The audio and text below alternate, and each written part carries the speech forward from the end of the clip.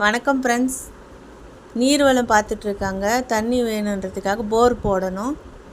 இது வந்து தேங்காவில் பார்க்குறாங்க. இந்த தேங்காயில் தண்ணி இருக்கிற இடத்துல தேங்காய் நிற்கும், தண்ணி இல்லாத இடத்துல இந்த மாதிரி படுத்துட்ருக்கும். தண்ணி இருக்கிறப்ப தானாகவே அது எழுந்து நிற்கும் ஃப்ரெண்ட்ஸ். தேங்காய் அது மாதிரி பார்த்து இதை போட்டோம்னா அது சரியான இடமா அவங்க கண்டுபிடிச்சி சொல்லுவாங்க. அப்போ அந்த இடத்துல போடும்போது சூப்பராக தண்ணி வரும்.